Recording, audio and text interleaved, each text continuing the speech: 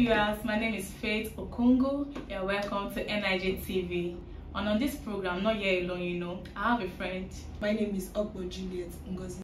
So the topic for today is the future of print media in Nigeria. We'd love to go on a short break. We'll be right back, and when we come back, we'll introduce our esteemed guest that's going to help dissect into this topic. Please do stay tuned.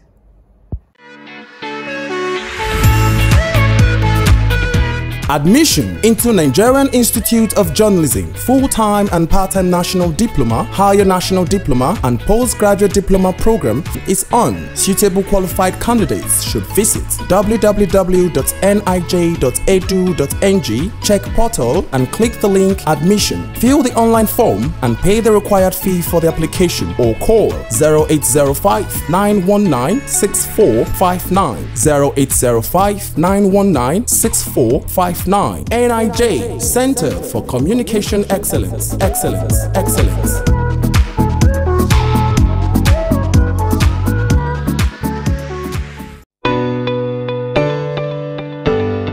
Welcome back, viewers. If you are just joining us, you did not miss much because we are still on the course of getting to know the future of print media in Nigeria. For us to get this rolling, we have a wonderful guest, like I said earlier before going on a short break. Is no other person than the assistant editor in New Telegraph, Mr. B. Adegori. Now, Miss, thank you so much for honoring our invite. Thank you so much for coming. As an assistant editor in News Telegraph, what will you describe your role in the print media? Well, I assist the editor. I'm the next person to the editor, so I do practically everything he does. I stand in for him in his absence. I coordinate editorial, production, and even graphics. So we coordinate activities of correspondence. We determine stories to be used. We assign duties to correspondents, and when the stories arrive, maybe they news, features, or whatever, we assemble them and we edit them and make them publishable. And editing them means that we eliminate errors. The errors could be grammatical, it could be legal, it could be factual, it could be harmonizing such scripts, which is essentially what we do. And then going to production, we also make sure that the productions, the graphics, the pages are planned properly, photographs are properly placed, and there are no shortfalls.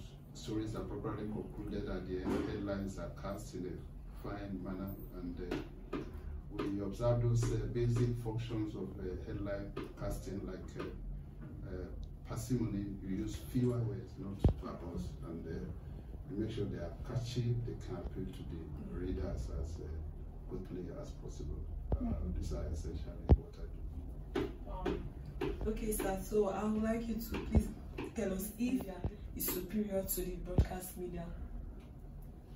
Well, I would say both of them are important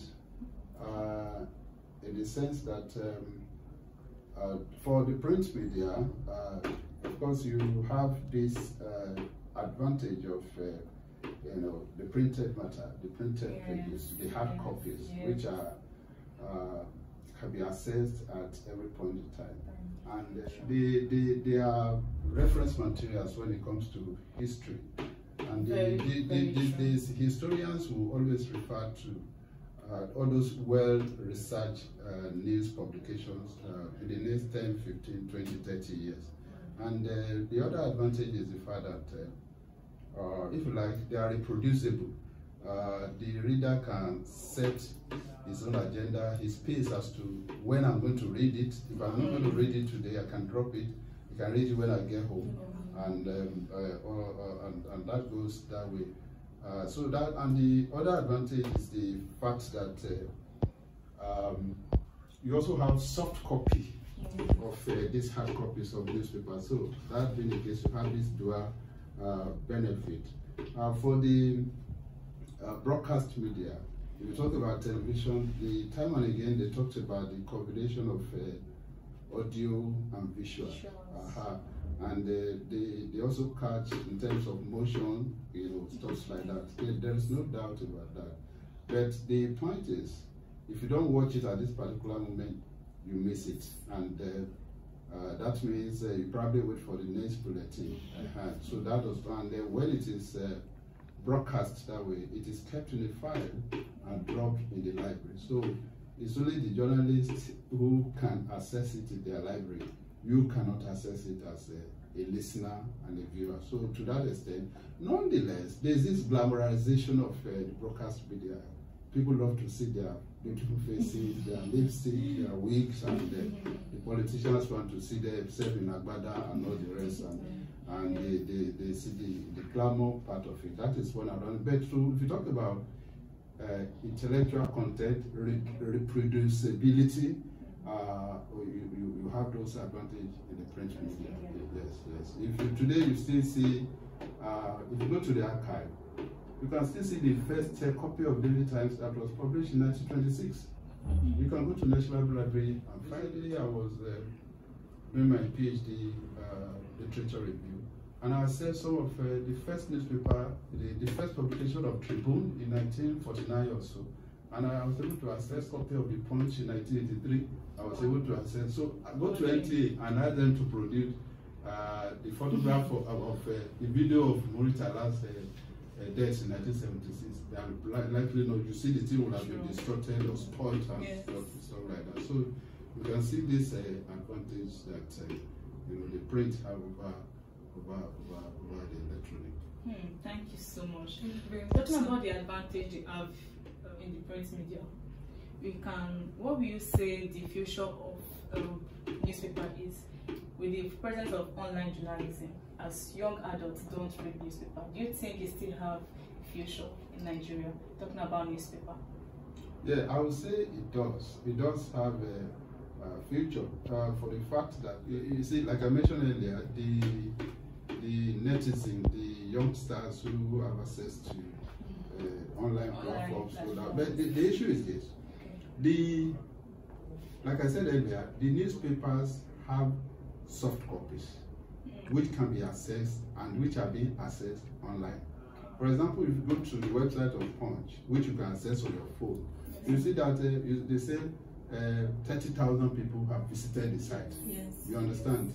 You can see 40,000 people have visited such site. So it is still there. So you have a hard copy, you have soft copy. You see, it gives mileage to the newspaper because you are being read on 2 platforms. You understand? So if you talk about physical presence in terms of circulation, before you print, you send to Benin, you send to Kaduna. You may talk about accident on the road, which is disrupting newspaper distribution. But you still have the soft copy which can be accessed. So it is still there. Now, those who talk about this online thing, perhaps eroding the presence of newspaper, I think what they look at most of the time is the citizen journalism thing. They look at, somebody will just be at a bus stop, he spots an accident, he capture it, and he sends it, somebody accesses it on WhatsApp, and say, it goes viral. So you will say, oh, for that reason, the print does not have a place. But look at the quality of what is being disseminated. Is the material being disseminated by a trained journalist or an accidental journalist? You understand? Or by a quack, to say the least. So you get a point. Yes. Are those reports verifiable? Do they go through the rigorous journalistic process of editing, taking care of legal content, taking care of all very objectivity and stuff like that? So they don't go through that. So you cannot use that. For example, you cannot tell me that New York Times will be irrelevant in the next 10 years. You cannot tell me that what do they call Washington Post will be relevant. If I'm an investor, for example, I look at the stock market. What is the rating of that bank? How are the shares performing? You understand? So I will not go to soft platforms and all this junk they distribute around to do that. When I want to do serious, when Dangote Refinery came up last week, did they go to your WhatsApp or Facebook to access news, to talk about the company? They look at television, they look at newspapers and stuff. So if you are talking about serious journalism, I can beat my chest to say it has come to stay. Yeah. The circulation figure may be dwindling. For example, time it was when the Sunday Times, many years back, was reporting about 200,000 throughout the country. Wow. But today you can hardly have any newspaper that distributes than 50,000. I agree with you. Yes, throughout the country. I agree with you. But they complement the shortfall in physical distribution with online presence, which is being accessed on the phone of every individual throughout the country. Okay, thank you. So we'd like you to please share any of your biggest story you've worked on in the print media. Anyone on top? Well, I've been a journalist for about 26 years. And through these years, I've had a lot of investigative reports. So that's your field. Yeah, my field. Now, I want to say that I broke the news submitted by Reverend King on June 4th, 2006. June 4th, 2006, I was a news editor of Saturday Sun newspaper, and the news got to me. So I drove from my house down to Osolo Way, and I laid ambush at Mr. Biggs, and I saw them carrying out the girl, and Uzo, who was immolated. He was set ablaze, and I mixed myself with the crowd, followed them to the hospital, pretended to be a sympathizer. I called the commissioner of police, so and so was happening here. He said, no, leave me. There's nothing. I said, sir, I'm at the spot. He said, we called Deputy Commissioner of Quantity. And I called him. He said, I should call OC Homicide. You know, I become there. I had to call OC Homicide. They came, brought them to the place. So I had access to all the 6 people who were affected. They became my friend. I followed the case to court, and we gave it the support, the publicity it deserved. I can tell you today, Reverend King was found guilty, first by a court in Yaba, second by a court of appeal, and Supreme Court confirmed the death sentence on Reverend King. Wow. Okay, moving on. What you think makes a good newspaper? Like, you know, we've talked about the factual checking, objectivity, and all of that.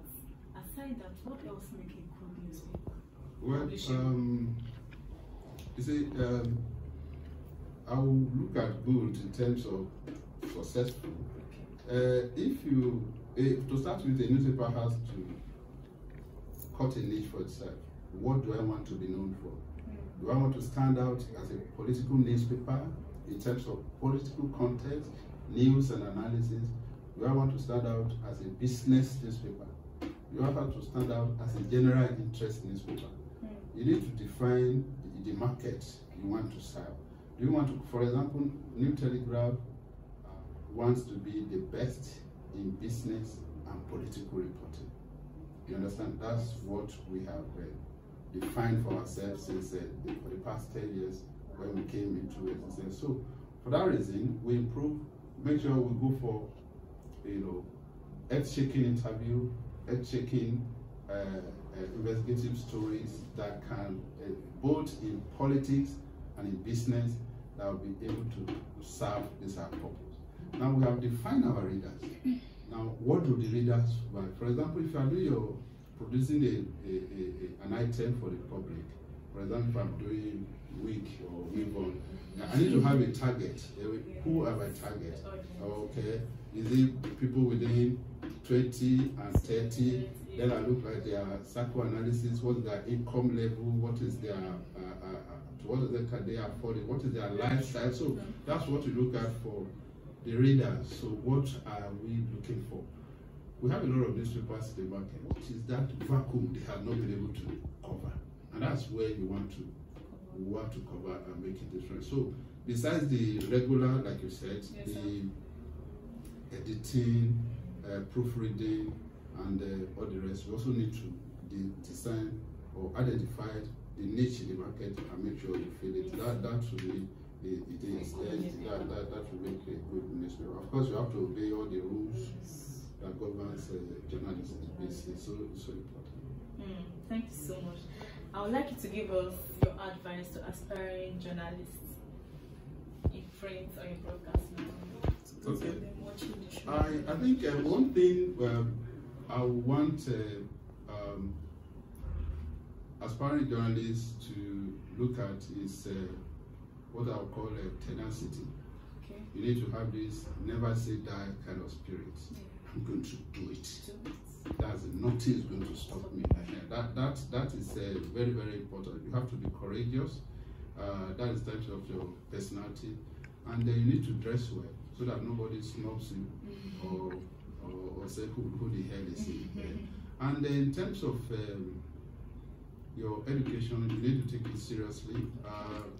You need to, I don't know what the course content is in many of them, but what I know is your analytical capabilities. I don't know whether you do critical writing. Yes, so you have to be able to analyze, to evaluate issue, and you make good suggestions. For example, you cannot write an opinion, you cannot write a features article, you cannot write a news analysis without doing a critique of the issues at hand. Is it removal of fuel subsidy, or is it transportation? Is it whatever you want to do it? So you need that tenacity, you need analytical capability, and many journalists, young journalists, often run to public relations, advertising, and all the rest. All of us cannot run into that. That's I would say that amounts to taking the easy way out, which is not. You want to sit in the office where you receive salary, fine. But if you want to be a vehicle for change, vehicle for mobilization, integration, good governance, growth, and all the rest, you need to be in journalism. You're going to spot, look at government policies. What is happening to the exchange rate? Why do we have dual exchange rate? Why don't we have a single? Why do we have black market? You know, these are issues you want to look at. Yeah. Now, why did Tinubu go outside his script that was written for him, which was planned according to policies, to talk about fuel subsidy is gone?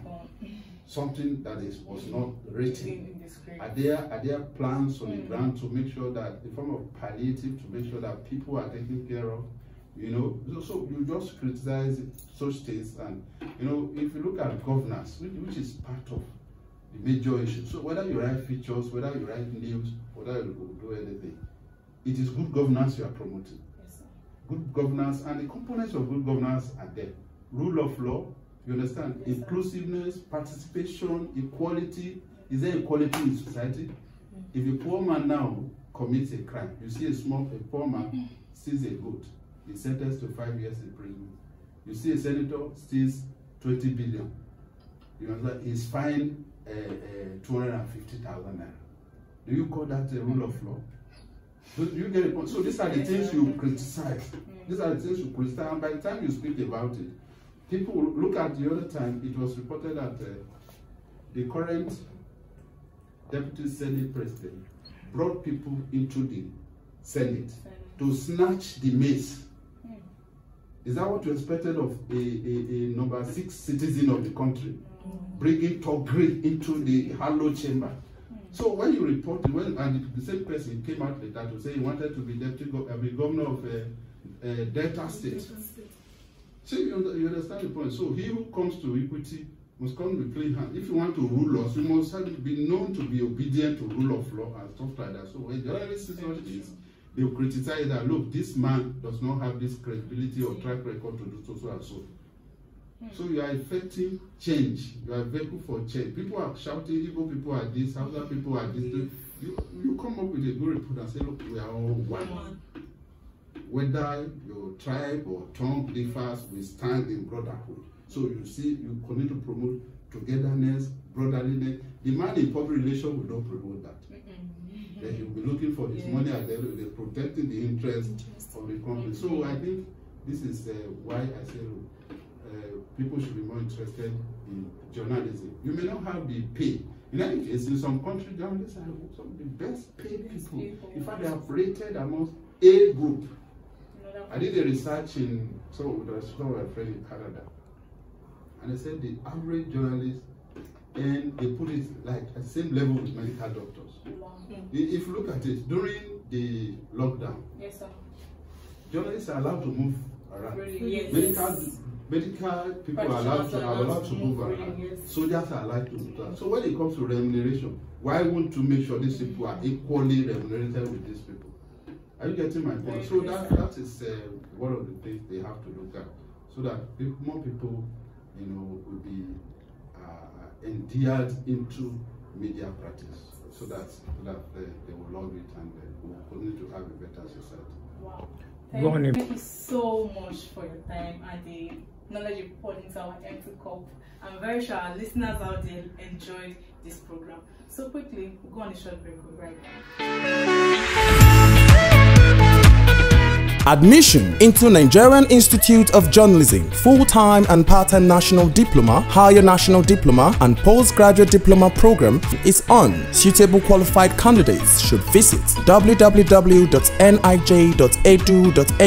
check portal and click the link admission. Fill the online form and pay the required fee for the application or call 0805 919 6459 0805 919 6459. NIJ, Center for Communication Excellence.